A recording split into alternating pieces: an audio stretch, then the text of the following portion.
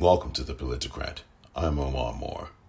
It is Thursday, August the 20th, 2020.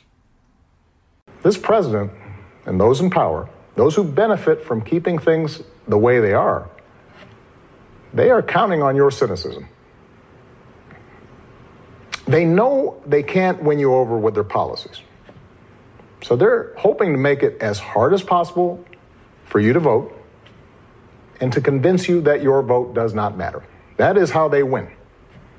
That is how they get to keep making decisions that affect your life and the lives of the people you love. That's how the economy will keep getting skewed to the wealthy and well-connected. How our health systems will let more people fall through the cracks. That's how a democracy withers, until it's no democracy at all. And we cannot let that happen. Do not let them take away your power. Do not let them take away your democracy. Make a plan right now for how you are going to get involved and vote. Do it as early as you can and tell your family and friends how they can vote too. Do what Americans have done for over 2 centuries when faced with even tougher times than this. All those quiet heroes who found the courage to keep marching, keep pushing in the face of hardship and injustice. We are a nation that is grieving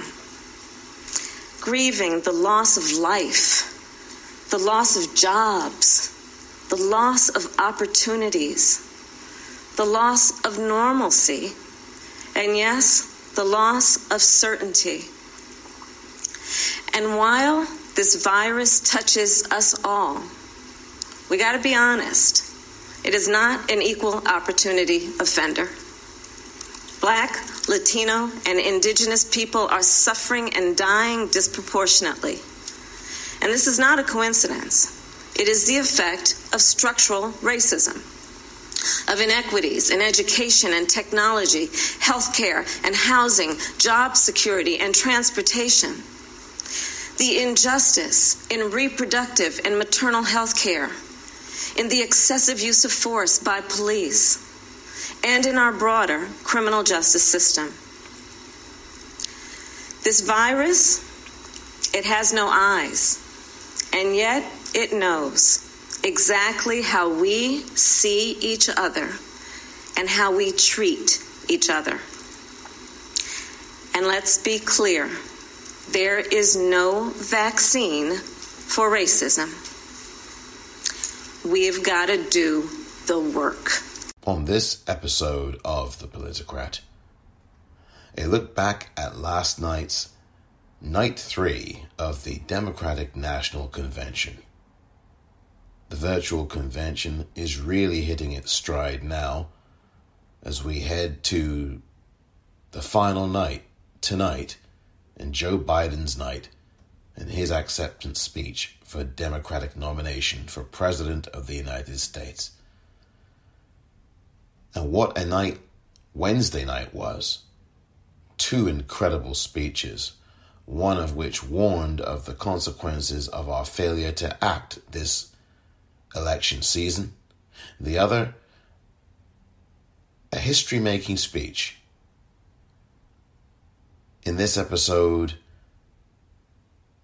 the full edition of both speeches by President Barack Obama and now vice presidential nominee for the Democratic Party, Kamala Harris, in a history-making night, plus a review of some of the other events from last night's Night 3 of the Democratic National Convention.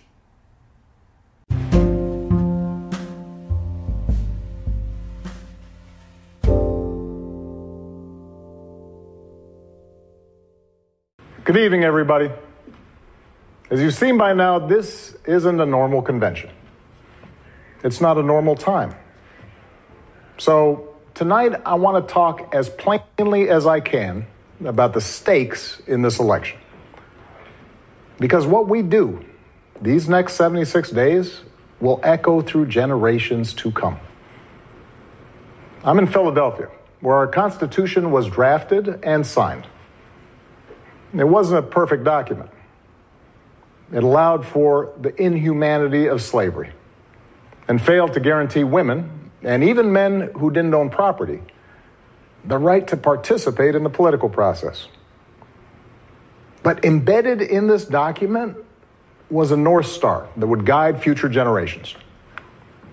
A system of representative government, a democracy, through which we could better realize our highest ideals. Through civil war and bitter struggles, we improved this Constitution to include the voices of those who'd once been left out. And gradually, we made this country more just and more equal and more free. The one constitutional office elected by all of the people is the presidency. So at a minimum, we should expect a president to feel a sense of responsibility for the safety and welfare of all 330 million of us, regardless of what we look like, how we worship, who we love, how much money we have, or who we voted for. But we should also expect a president to be the custodian of this democracy. We should expect that regardless of ego, ambition, or political beliefs, the president will preserve, protect, and defend the freedoms and ideals that so many Americans marched for, went to jail for, fought for, and died for. I have sat in the Oval Office with both of the men who are running for president. I never expected that my successor would embrace my vision or continue my policies. I did hope, for the sake of our country, that Donald Trump might show some interest in taking the job seriously. That he might come to feel the weight of the office and discover some reverence for the democracy that had been placed in his care. But he never did. For close to 4 years now, he has shown no interest in putting in the work. No interest in finding common ground. No interest in using the awesome power of his office to help anyone but himself and his friends. No interest in treating the presidency as anything but one more reality show that he can use to get the attention he craves. Donald Trump hasn't grown into the job because he can't. And the consequences of that failure are severe. 170,000 Americans dead. Millions of jobs gone, while those at the top take in more than ever. Our worst impulses unleashed, our proud reputation around the world badly diminished, and our democratic institutions threatened like never before. Now, I know that in times as polarized as these, most of you have already made up your mind. But maybe you're still not sure which candidate you'll vote for, or whether you'll vote at all. Maybe you're tired of the direction we're headed, but you can't see a better path yet. Or you just don't know enough about the person who wants to lead us there. So let me tell you about my friend, Joe Biden.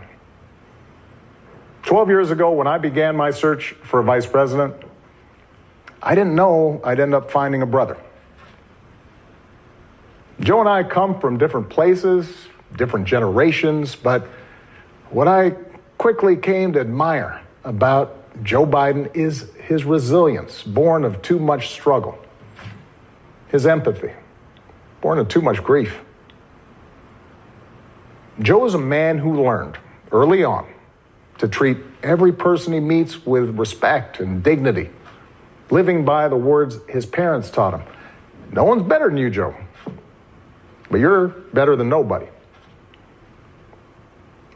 That empathy, that decency, the belief that everybody counts, that's who Joe is.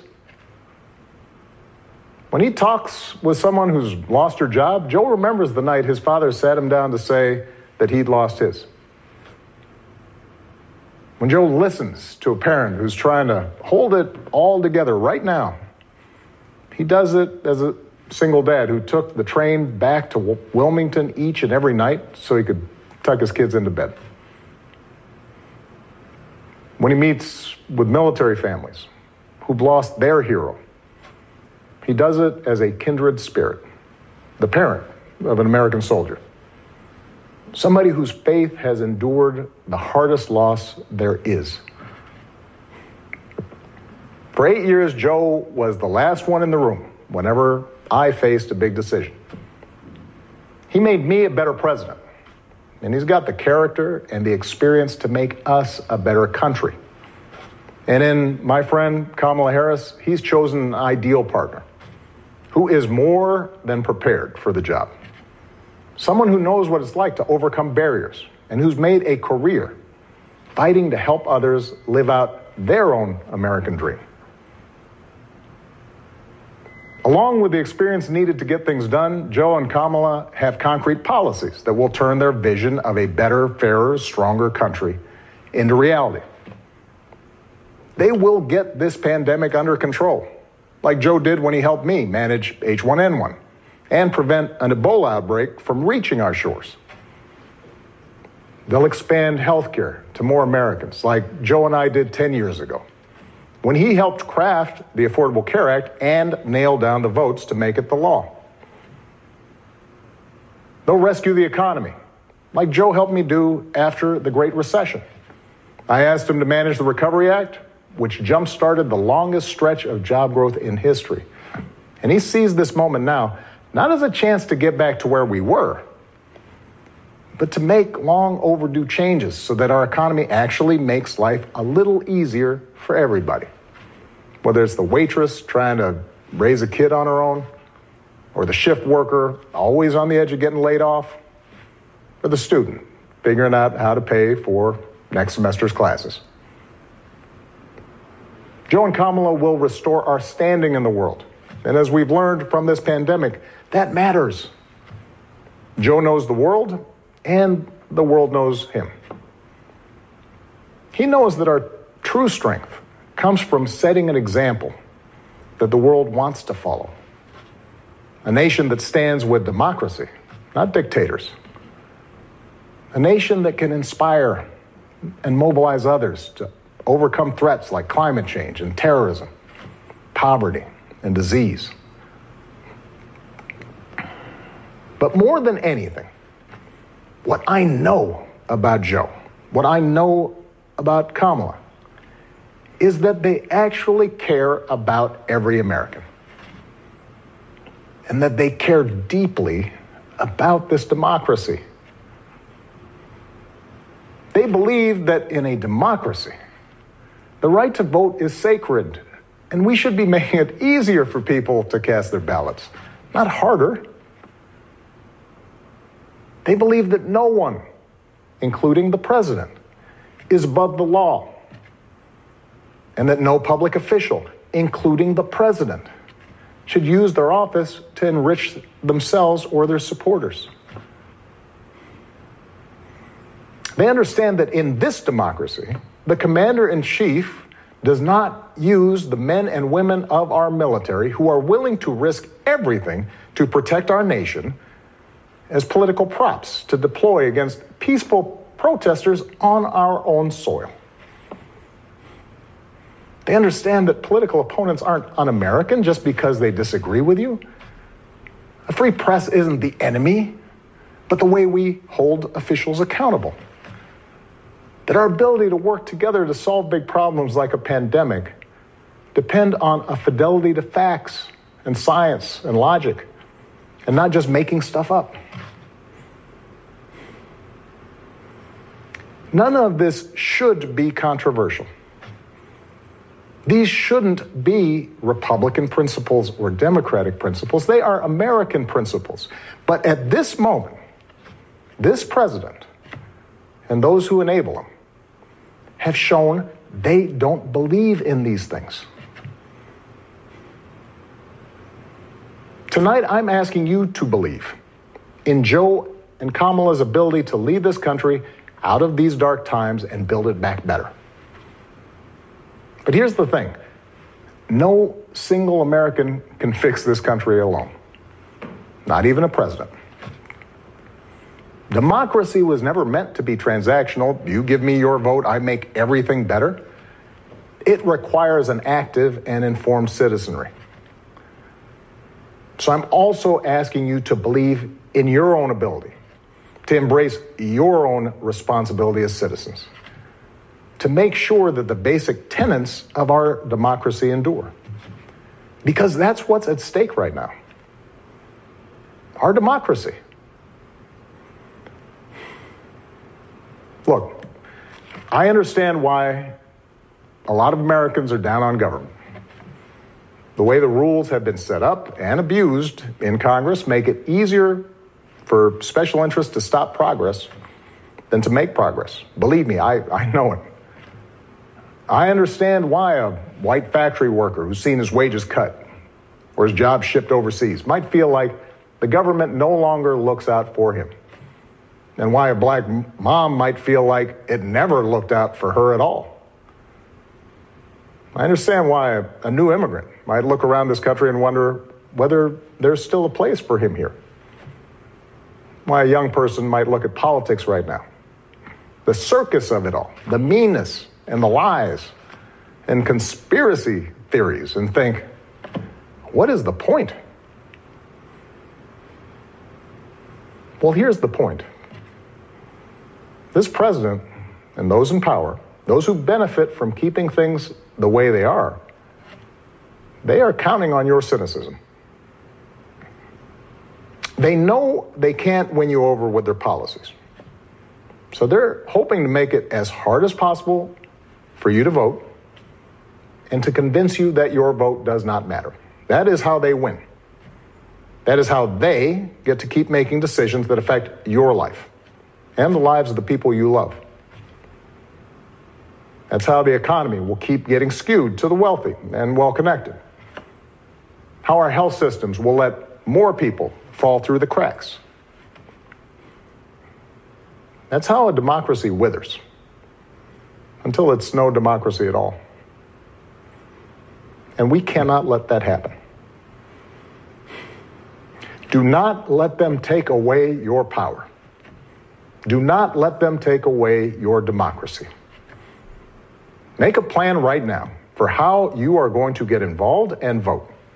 Do it as early as you can and tell your family and friends how they can vote too.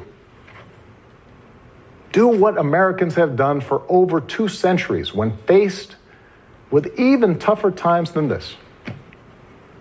All those quiet heroes who found the courage to keep marching, keep pushing in the face of hardship and injustice. Last month, we lost a giant of American democracy in John Lewis. And some years ago, I sat down with John and a few remaining leaders of the early civil rights movement. One of them told me he never imagined he'd walk into the White House and see a president who looked like his grandson. And then he told me that he had looked it up. And it turned out that on the very day that I was born, he was marching into a jail cell, trying to end Jim Crow segregation in the South.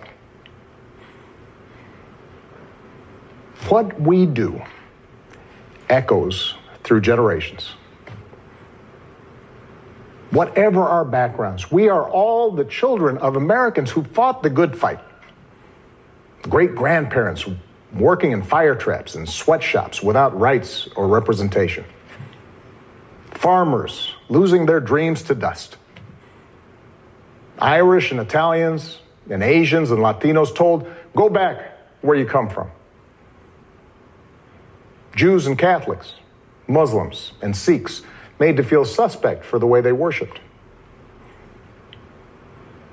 Black Americans chained and whipped and hanged, spit on for trying to sit at lunch counters, beaten for trying to vote. If anyone had a right to believe that this democracy did not work and could not work, it was those Americans, our ancestors. They were on the receiving end of a democracy that had fallen short all their lives. They knew how far the daily reality of America strayed from the myth. And yet, instead of giving up, they joined together. And they said, somehow, some way, we are going to make this work. We are going to bring those words in our founding documents to life.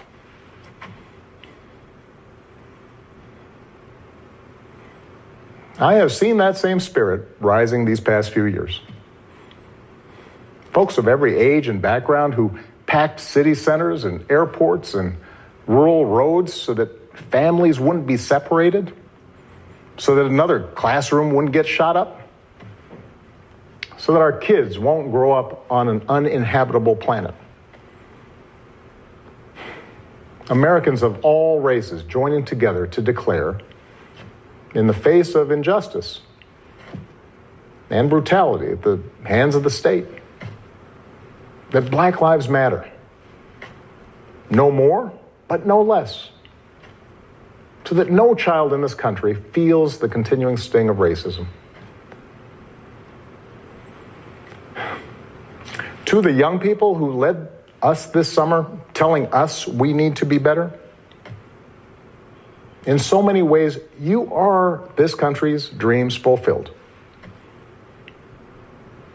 Earlier generations had to be persuaded that everyone has equal worth. For you, it's a given, a conviction. And what I want you to know is that for all its messiness and frustrations, your system of self-government can be harnessed to help you realize those convictions for all of us. You can give our democracy new meaning. You can take it to a better place. You're the missing ingredient. The ones who will decide whether or not America becomes the country that fully lives up to its creed. That work will continue long after this election. But any chance of success depends entirely on the outcome of this election. This administration has shown it will tear our democracy down if that's what it takes for them to win. So we have to get busy building it up by pouring all our efforts into these 76 days and by voting like never before for Joe and Kamala and candidates up and down the ticket so that we leave no doubt about what this country that we love stands for today and for all our days to come. Stay safe. God bless.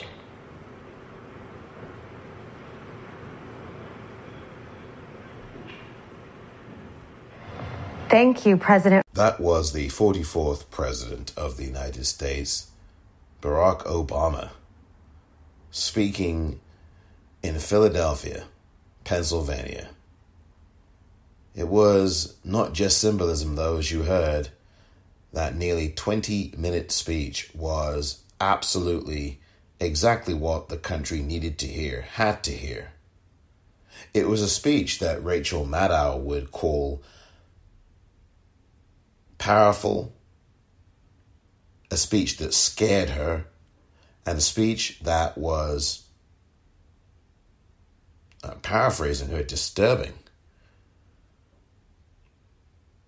But it's exactly the kind of speech that only President Obama could give.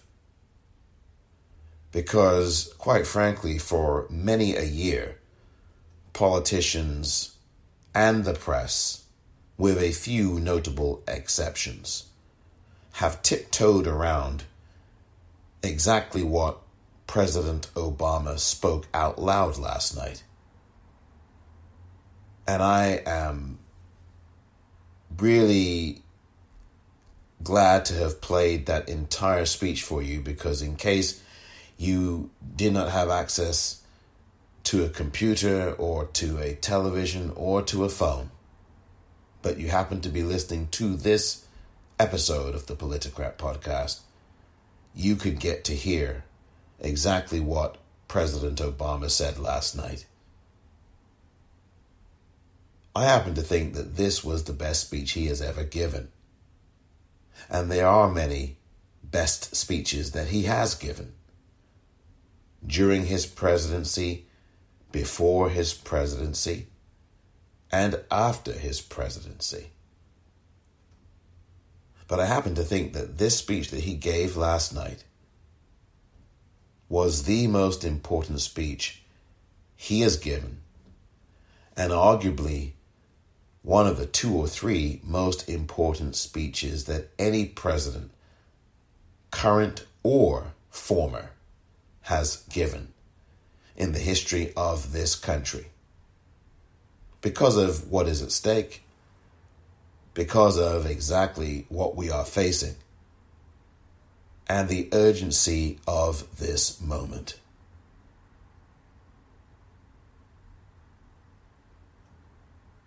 If you had watched that speech, and I encourage you to do so if you are anywhere near YouTube, if you are anywhere near cspan.org, or if you happen to know somebody who DVR'd the speech, or maybe you DVR'd the speech, but you just weren't near your television or you could not access your DVR remotely, I do encourage you to actually watch what you just heard. Because the number of times that you could actually hear President Obama sighing, the number of occasions in which you could see on his face was etched, not necessarily a desperation, but an urgency and a quiet anger, was quite palpable and clearly in evidence. Last night, President Obama spoke the way he has never, ever spoken before publicly. Millions of people got to see him speak in this blunt and very passionate and blisteringly honest way.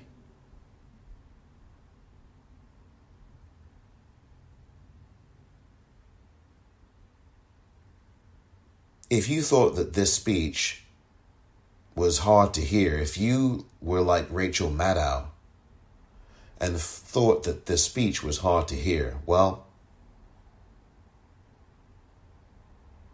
on the one hand, I'm glad that it made you uncomfortable. Because as I have said on this podcast before, and as I've said to people in public, as I said to a virtually all-white audience a couple of weeks ago over Zoom, you have to be uncomfortable. Life is not easy street. It never is. Some people have more of an uncomfortable life than others. And there are some who are seemingly on easy street. At least they give off that appearance. But you can't possibly be living anywhere on the planet and feel comfortable. And you especially can't be living in America and somehow feel that you are comfortable, even if you're someone who is comfortably well off. You cannot feel that you are comfortable in your existence when you have a world out here that is crumbling beneath your feet. When you have someone in the White House who has made your existence a tenuous one, even if you are getting tax cuts. Because those days are going to come to an end. And not only that, The world that you feel so safe and comfortable in, whether you're rich or whether you wish that you were rich or think that you're rich, or living off your inheritance or living off of new money, is a world that is a dangerous fiction, as James Baldwin once said. And if you are uncomfortable with that speech, well, I'm glad you finally are. Because for too long, lots of people in this country, I think, have taken this country for granted. And not only have they taken this country for granted, they have taken the notion of quote-unquote democracy for granted. And as President Obama so clearly put it, this is something that requires all of us to participate. Democracy is not something that you just hope that will just naturally continue on. It's fragile. And it is only as good or as strong as the individuals who participate in it. And if you have someone in the White House like Donald Trump, who is using the Postal Service to blunt your participation in any semblance of a quote-unquote democracy, then you really do not have much of a democracy at all. Some of us have been saying this for many hundreds of years, and only now is everybody seeming to listen and have our attention.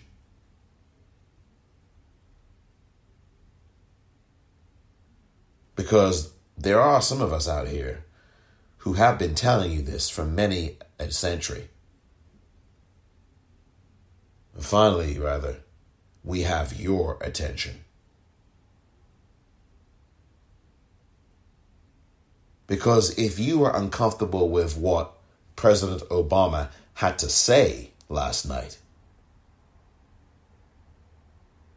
then what is your level of comfort with what Donald Trump and the Republican Party are doing and have done for the last 3.5 years in the case of Donald Trump, and in the last 60 years in the case of the Republican Party? Are you uncomfortable with that? Does that scare you? Does that send a chill down your spine? That at least 4 Republicans who have got into the White House over the last 60 years have committed either acts of treason or have plunged this country to the very brink? Nixon committed treason before he got into the office. Nixon committed crimes while he was in office. Ronald Reagan committed crimes. Iran-Contra. He committed crimes before he got into office, committing treason before he got into the White House. George W. Bush, a war criminal, stole an election the Supreme Court handed to him before he even got into the White House. And now Donald Trump stole an election before he got in to the White House, committed treason, quite frankly, before he got in, committed treason while he was in office, still committing treason, impeached,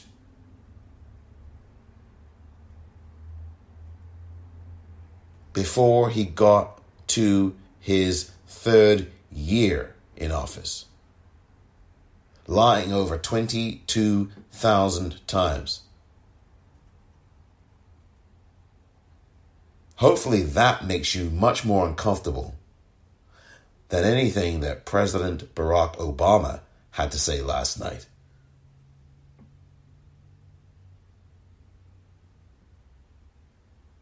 You should be scared. You should be scared You should be afraid. Because if what President Obama said last night, coupled with what Donald Trump has been doing the last 3.5 years along with the Republicans, didn't scare you, then you aren't human. For the last 3.5 years, we've seen it with Mitch McConnell and Donald Trump.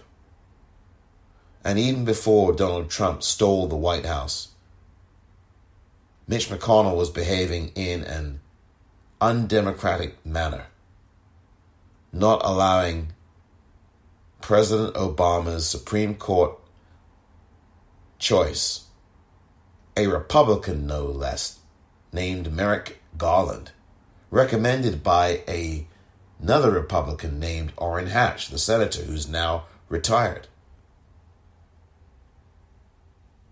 Republican Mitch McConnell, aka Moscow Mitch, refused to give the Republican Merrick Garland a hearing under Article 1 of the Constitution. He is supposed to do that, is Mitch McConnell. And he refused, violating his constitutional oath as a U.S. Senator. And now he's running for re-election yet again in Kentucky, a state that consistently finishes in the bottom 5 in everything, including healthcare, including jobs, including education. So you need to vote Mitch McConnell out of the office that he holds and pollutes. The rest of these Republicans, whether it is the Postmaster General Louis DeJoy, whether it is the illegally placed Ken Cuccinelli, the illegally appointed Chad Wolf, whether it is Stephen Miller, Steve Bannon,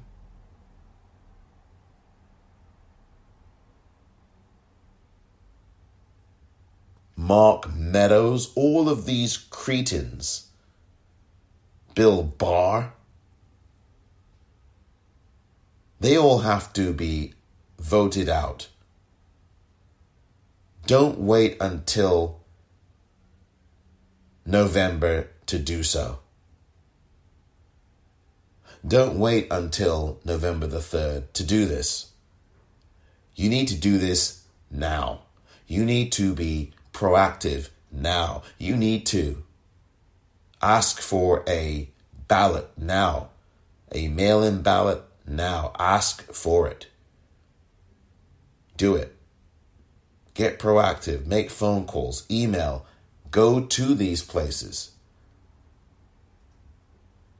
But you cannot sit and wait for these places to mail a ballot to you.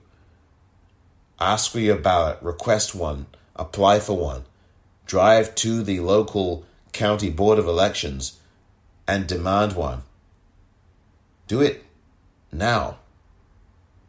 Do not wait, because the price of waiting is too high.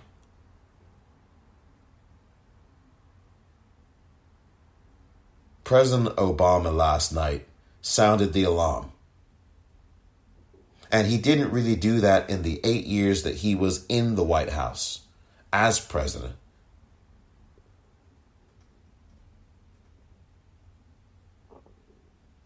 Over the last 3.5 years, he has largely held his tongue. But that began to change over these last few months, particularly with coronavirus. Donald Trump turning his back on over 70, really make that 172,000 people and counting. He's turned his back on them and they died. He turned his back. He didn't do a thing. He's responsible for their deaths. President Obama turned his mild-mannered and Mr. Nice Guy image completely, beginning around April or May of this year, when he gave a commencement speech to HBCUs via video. And he started to use language that really got to the heart of the matter. That continued last month in a stirring eulogy at the funeral of John Lewis in Atlanta. And it culminated last night in a forceful, urgent, passionate speech that someone on CNN said was conveyed to him by someone he was texting who was in the world of Obama as a continuation of the remarks he made at the eulogy for John Lewis. And you could tell by watching this speech last night that President Obama had been wanting to say these things for almost 4 years. He certainly is not the only one. You have a number of Republican politicians, past or present, including some Trump officials who have left the administration, who are all endorsing Joe Biden for president. They have all gone on record as saying that they will vote for Joe Biden in this election.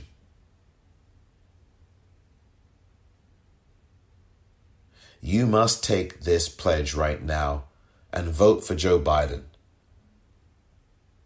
President Obama last night said to you, in more eloquent words than what I'm about to say, is that the United States of America is on life support, and the democracy that it has, and I put that word in quotes, democracy, is not only on thin ice at the moment, it is crumbling. And what I am saying is, no one should be undecided now about who they are voting for or what they are voting for this election season. Either you are voting for the United States of America or you are voting for dictator Donald Trump and the end of the United States of America. I think you should be able to choose very wisely.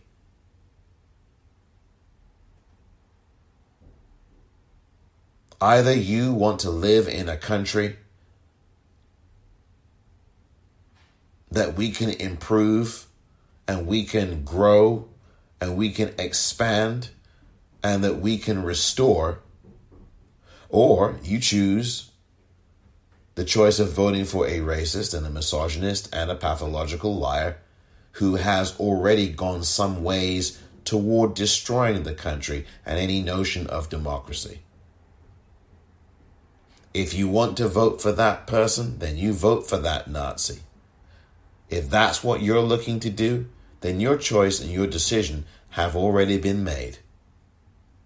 But if you want to vote for a future for your children, for your family, for loved ones, for generations down the line,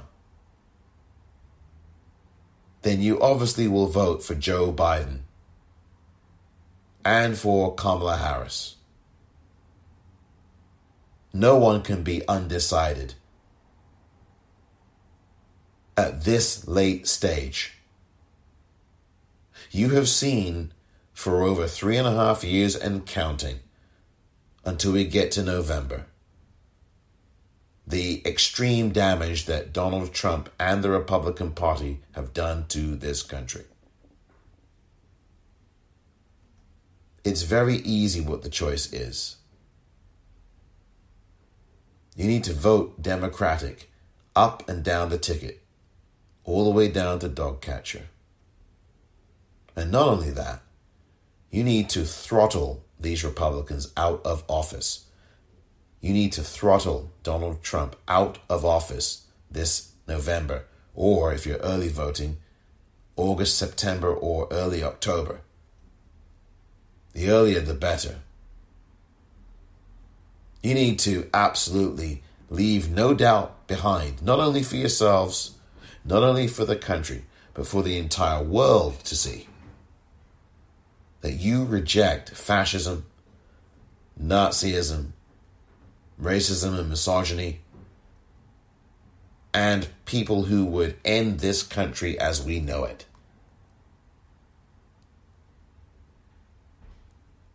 We, the people, have a unique opportunity to send a message to dictators here in this country and anywhere around the world that we still believe in a single semblance of democracy. We still believe in that in this country.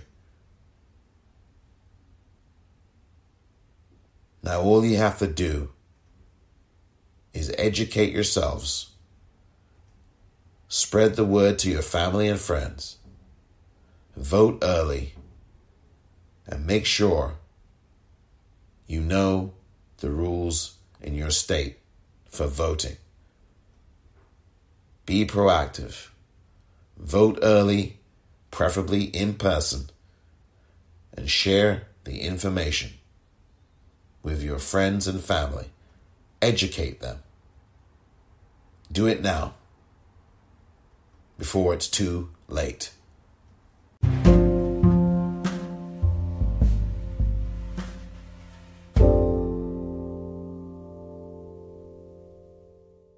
Greetings, America. It is truly an honor to be speaking with you tonight.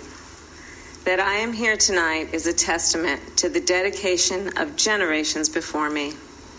Women and men who believed so fiercely in the promise of equality, liberty, and justice for all. This week marks the 100th anniversary of the passage of the 19th Amendment, and we celebrate the women who fought for that right.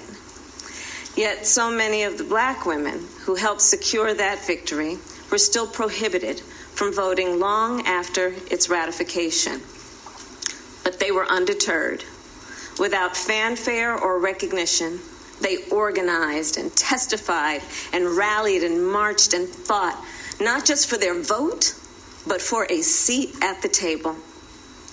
These women and the generations that followed worked to make democracy and opportunity real in the lives of all of us who followed. They paved the way for the trailblazing leadership of Barack Obama and Hillary Clinton. And these women inspired us to pick up the torch and fight on. Women like Mary Church Terrell, Mary Cloyd Bethune, Fannie Lou Hamer, and Diane Nash, Constance Baker Motley, and the great Shirley Chisholm. We're not often taught their stories, but as Americans, we all stand on their shoulders. And there's another woman whose name isn't known, whose story isn't shared, another woman whose shoulders I stand on. And that's my mother, Shamala Gopalan Harris. She came here from India at age 19 to pursue her dream of curing cancer. At the University of California, Berkeley, she met my father, Donald Harris, who had come from Jamaica to study economics. They fell in love in that most American way while marching together for justice in the civil rights movement of the 1960s. In the streets of Oakland and Berkeley, I got a stroller's eye view of people getting into what the great John Lewis called good trouble. When I was 5, my parents split, and my mother raised us mostly on her own. Like so many mothers, she worked around the clock to make it work, packing lunches before we woke up and paying bills after we went to bed, helping us with homework at the kitchen table and shuttling us to church for choir practice. She made it look easy, though it never was. My mother instilled in my sister Maya and me the values that would chart the course of our lives. She raised us to be proud, strong Black women, and she raised us to know and be proud of our Indian heritage.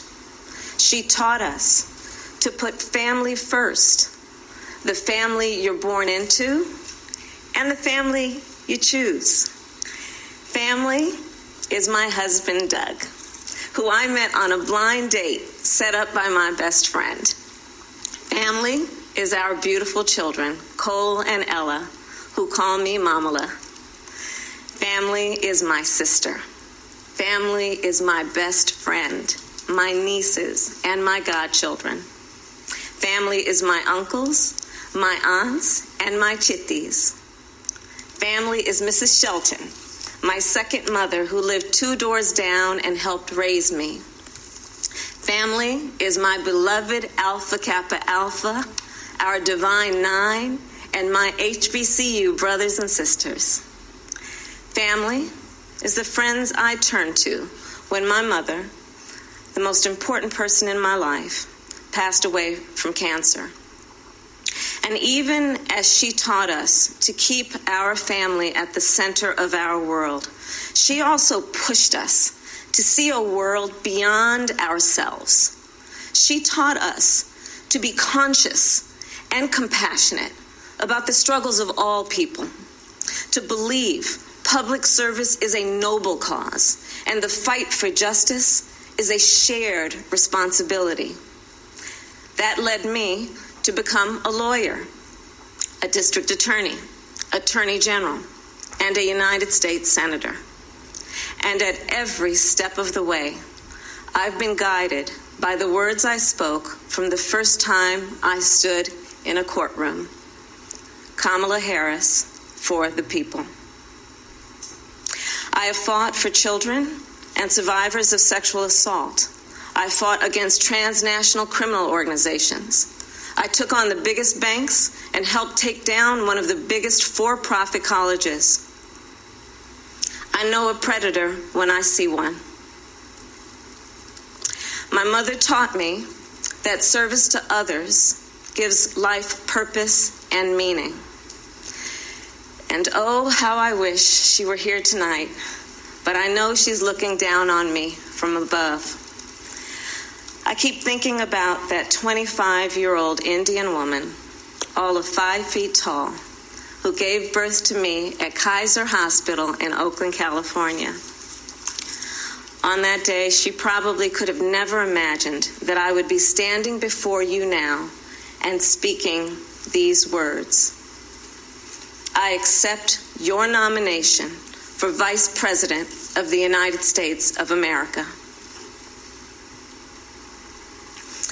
I do so committed to the values she taught me, to the word that teaches me to walk by faith and not by sight, and to a vision passed on through generations of Americans, one that Joe Biden shares, a vision of our nation as a beloved community where all are welcome, no matter what we look like, no matter where we come from or who we love.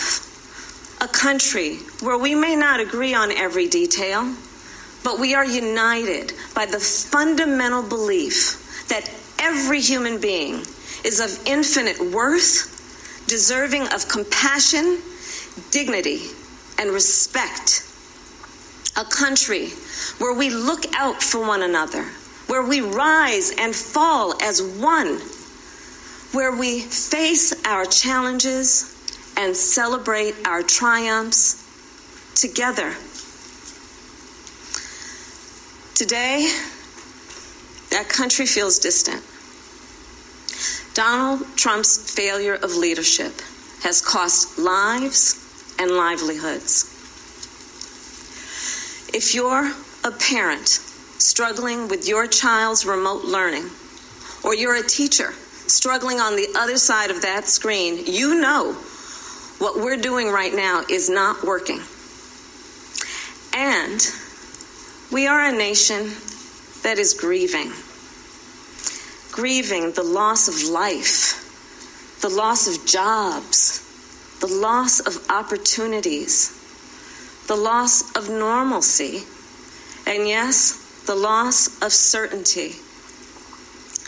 And while this virus touches us all, we got to be honest. It is not an equal opportunity offender.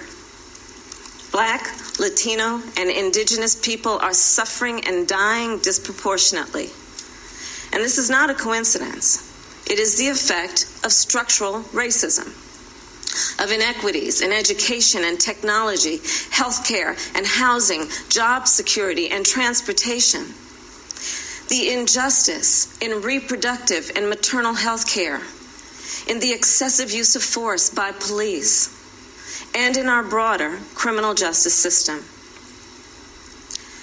This virus, it has no eyes, and yet it knows exactly how we see each other and how we treat each other. And let's be clear, there is no vaccine for racism. We've got to do the work.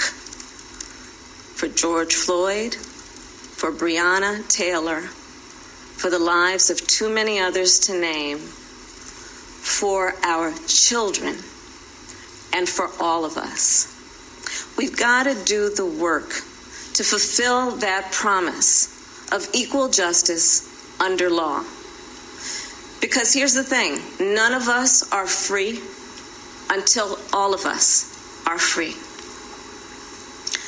So we're at an inflection point.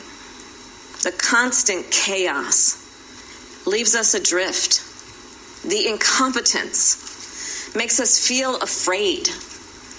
The callousness makes us feel alone. It's a lot. And here's the thing. We can do better and deserve so much more.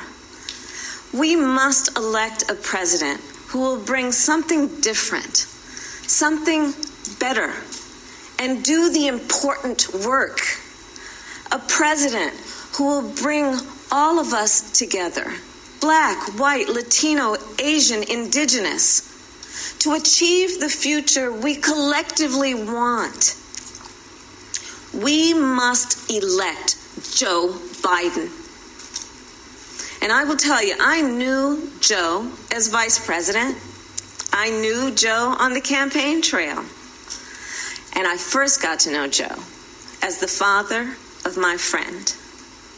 So Joe's son, Bo, and I served as attorneys general of our states, Delaware and California. During the Great Recession, he and I spoke on the phone nearly every day, working together to win back billions of dollars for homeowners from the big banks that foreclosed on people's homes. And Bo and I, we would talk about his family, how as a single father, Joe would spend 4 hours every day riding the train back and forth from Wilmington to Washington. Bo and Hunter got to have breakfast every morning with their dad. They went to sleep every night with the sound of his voice reading bedtime stories. And while they endured an unspeakable loss, those two little boys always knew that they were deeply, unconditionally loved. And what also moved me about Joe is the work that he did as he was going back and forth. This is the leader who wrote the Violence Against Women Act and enacted the assault weapons ban, who as vice president implemented the Recovery Act, which brought our country back from the Great Recessions. He championed the Affordable Care Act, protecting millions of Americans with pre-existing conditions, who spent decades promoting American values and interests around the world. Joe, he believes we stand with our allies and stand up to our adversaries. Right now, we have a president who turns our tragedies into political weapons. Joe will be a president who turns our challenges into purpose. Joe will bring us together to build an economy that doesn't leave anyone behind, where a good-paying job is the floor, not the ceiling. Joe will bring us together to end this pandemic and make sure that we are prepared for the next one. Joe will bring us together to squarely face and dismantle racial injustice, furthering the work of generations. Joe and I believe that we can build that beloved community, one that is strong and decent, just and kind, one in which we can all see ourselves. That's the vision that our parents and grandparents fought for, the vision that made my own life possible, the vision that makes the American promise, for all its complexities and imperfections, a promise worth fighting for.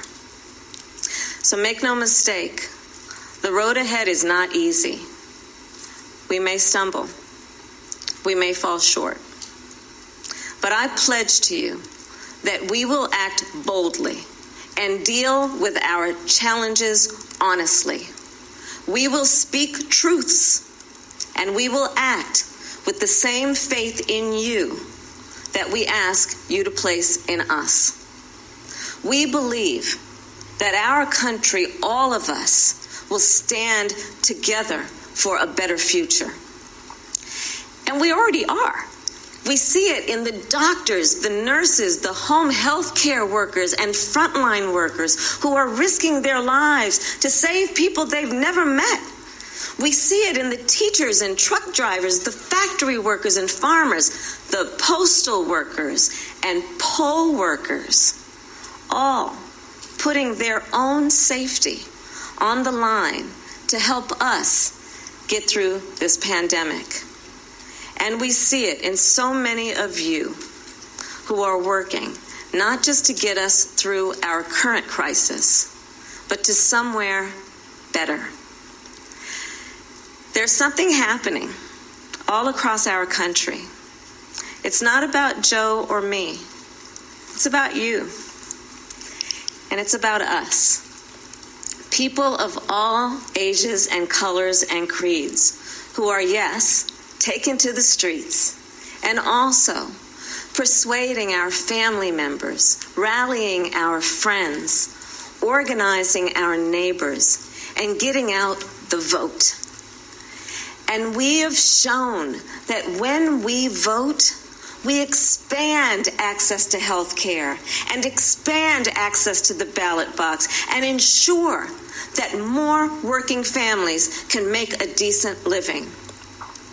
And I'm so inspired by a new generation. You are pushing us to realize the ideals of our nation, pushing us to live the values we share: decency and fairness, justice and love. You are patriots who remind us that to love our country is to fight for the ideals of our country. In this election, we have a chance to change the course of history. We're all in this fight. You, me, and Joe, together. What an awesome responsibility. What an awesome privilege. So let's fight with conviction. Let's fight with hope. Let's fight with confidence in ourselves and a commitment to each other, to the America we know is possible, the America we love. And years from now, this moment will have passed, and our children and our grandchildren will look in our eyes, and they're going to ask us, where were you when the stakes were so high? They will ask us, what was it like? And we will tell them. We will tell them not just how we felt, we will tell them what we did. Thank you. God bless you. And God bless the United States. Welcome back. It was a history-making night last night as Senator Kamala Harris of California accepted the vice presidential nomination for the Democratic Party, becoming the first black woman and the first South Asian woman, the first woman of color to accept the nomination for vice president of a major political party. Harris gave a speech that was inspiring and connecting and full of pride, hope, and resolute feeling. Harris spoke of her family and her mother, who she talked in loving and glowing terms about. The woman from Oakland who gave birth to her at the Kaiser Hospital, her ties to the San Francisco Bay Area, being born in Oakland and also living and spending time in Berkeley. She talked about her mother and her father, one of them coming from Jamaica, the other coming from India. Kamala Harris's story is the story of America. It is a quintessentially American story. And for the time she spoke, she laid that story out and also, in doing so, made a case for herself in her first connection directly with the American public, one-on-one, if you will, outside the realm of the debates and the realm of the town halls. She was speaking live directly to the nation. In a State of the Union address of sorts. But she was doing so not only to appeal to many people in America who had never really got to see her outside of the Senate hall and the hot lights of questions to some of the most powerful and corrupt people in the United States. She also had to do this and make the case for Joe Biden himself. And I think she did that very well. You can certainly make a case that all the speakers last night, well, nearly all of them, are better speakers than Joe Biden. In fact, I would go and say all of the speakers that we heard from and saw at the convention, pretty much all of them, are much better public speakers than Joe Biden is. So Joe Biden tonight has a lot of work to do. He has to articulate his vision for the country clearly, concisely, robustly, and with a measure of inspiration and compassion, while also drawing the very clear and obvious contrast between himself and Donald Trump. That part will be a walk in the park for Joe Biden tonight, as he will formally accept the Democratic Party's nomination of him for President of the United States. It will be a very important night for him tonight, for all of the reasons and more that I have mentioned. And last night, after Senator Harris completed her speech, on the stage came Vice President Joe Biden himself, followed by Dr. Jill Biden, who did such a great job on Tuesday night, and then Doug Emhoff, Kamala Harris's husband.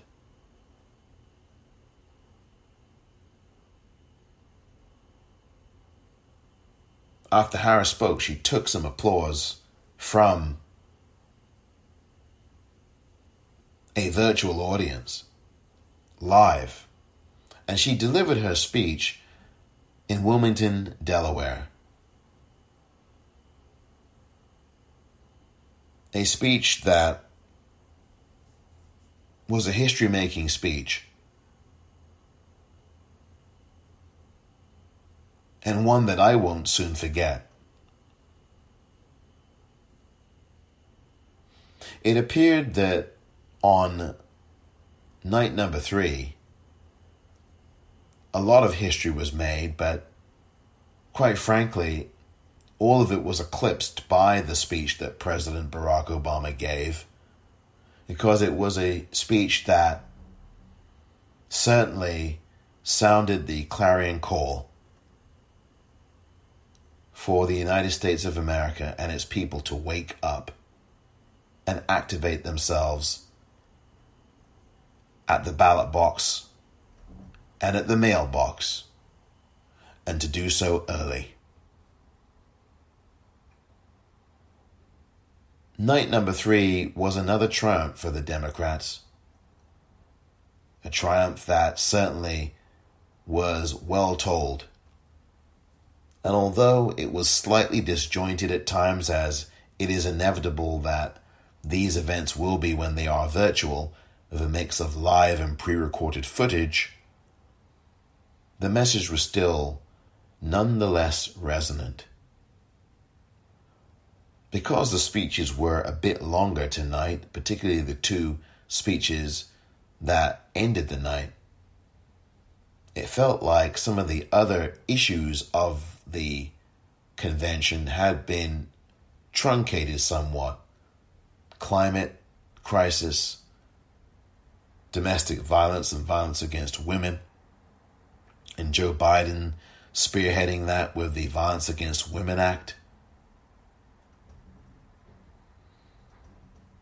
The issue of women's rights being under attack.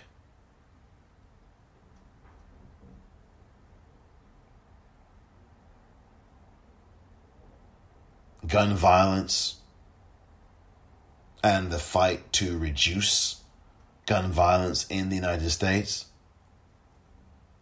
Those issues and others got a fair hearing, but they did feel a little bit condensed in order to make way for some of the more pivotal and important speeches of the night. Former Representative Gabrielle Giffords spoke for a brief moment in a recorded speech that was inspirational.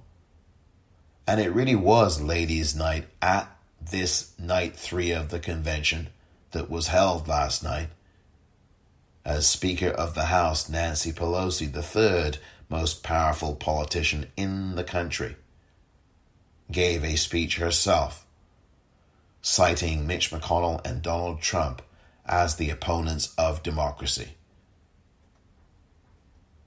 That theme was certainly put in place as well by President Obama, and that was the main message of his speech, that democracy itself and the country's existence, its very existence, was at stake.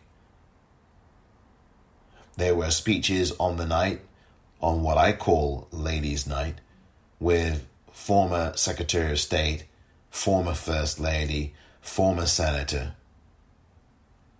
and Madam Popular Vote President Hillary Clinton, looking very relaxed 4 years hence, wearing white and, again, looking very relaxed, sitting at home in Chappaqua, New York, speaking about the challenges for the nation and also speaking about the need and the imperative to vote for Joe Biden and Kamala Harris.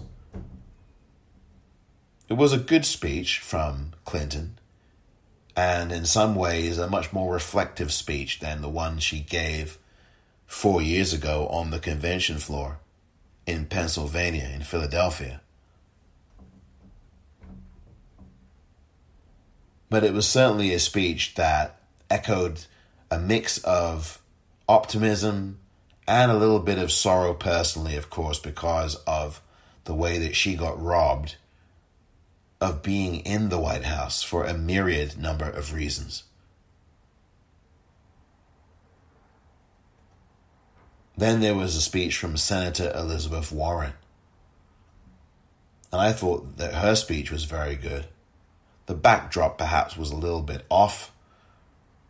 But generally speaking, I thought that Senator Warren hit all the right notes, sounded the alarms, but also advocated for a future ahead with leadership that would make the country proud of itself once again.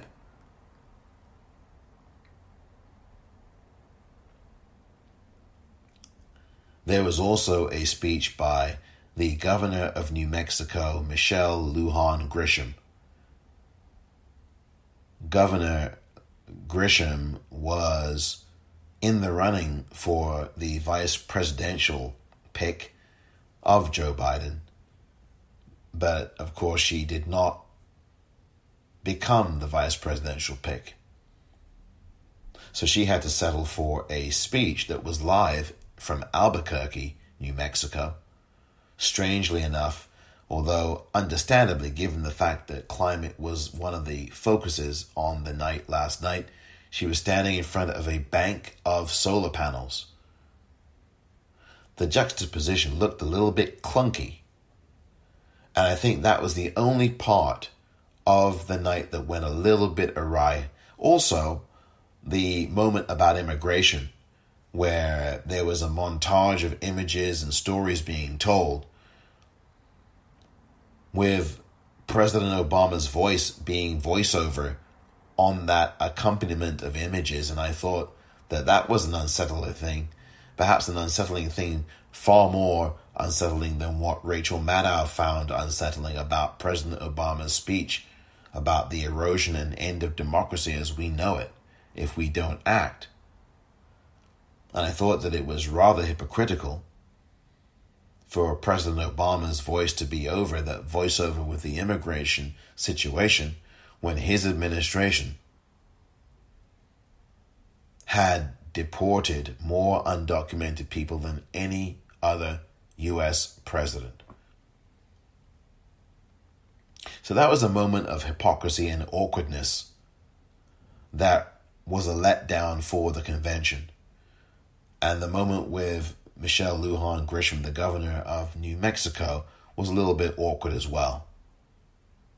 But generally speaking, night 3 was a very good night once again. And I would say, given the gravity of the two speeches that we heard and the fact that history was made on this night, a better night than night number 2 was. Every night is better than the previous night. And the Democrats so far have been able to weave together a very good, effective narrative and storytelling. Tonight, it was about trying to reclaim democracy and save it. That was the theme that I got tonight.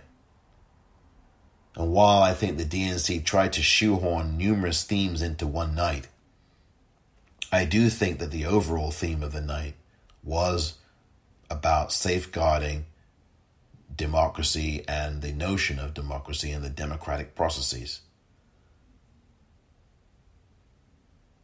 Generally speaking, I think that the DNC have run this convention extraordinarily well. And I think that whoever is directing it is doing a very good job for the most part. When you have such heavyweights as Secretary Hillary Clinton, Speaker of the House Nancy Pelosi, Senator Elizabeth Warren, former House of Representatives politician Gabby Giffords, and then you have people the likes of President Barack Obama, and of course, to close out the night with her acceptance speech, Senator Kamala Harris accepting the nomination for vice president. I think you've got a pretty darn good night. It did not disappoint at all. I, for one, have a lot of pride about last night. I had a lot of pride in seeing Senator Harris give a history-making address, because it signaled that this nation, and Lord knows this nation has many, many problems, and its history has been bloody, that even in all of that blood, in the midst of it, there are these small moments that are large moments, where the country actually decides to make history in a really good, affirmative, positive and healthy way.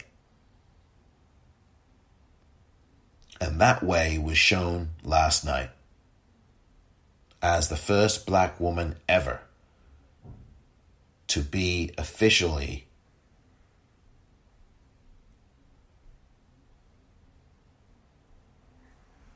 called as the vice presidential nominee of a major political party. That transpired last night. And that is the history that we all can be proud of, no matter what our politics. There are things in this country that are worth saving and building on. And Kamala Harris officially becoming the vice presidential nominee for the Democratic Party ahead of this election is but one of them. We have a lot of work to do in this country to save this country from becoming a full-time dictatorship, because that's what it has been for these last 3.5 years. And the question becomes, what country do you want this to be? Do you want it to be destroyed, replaced by this dictatorship that will become a full-time one if Donald Trump steals this election? Or do you want a country where we can build and improve and fight and keep striving and struggling and celebrating the gains that we make? Especially in a year where we have seen so much turmoil and heartache and pain and death and trauma and suffering and abuse.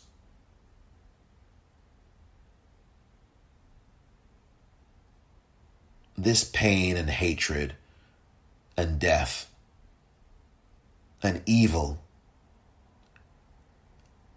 must end at the ballot box.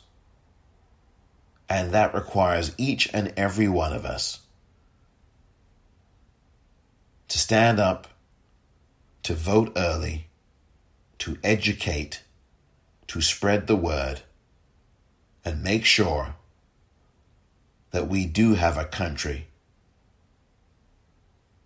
after not only November 3rd, but after January the 19th, 2021, and beyond for many centuries to come.